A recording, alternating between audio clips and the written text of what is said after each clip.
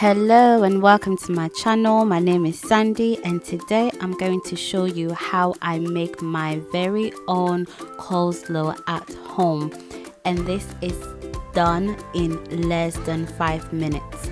And as always, don't forget to subscribe, share and like.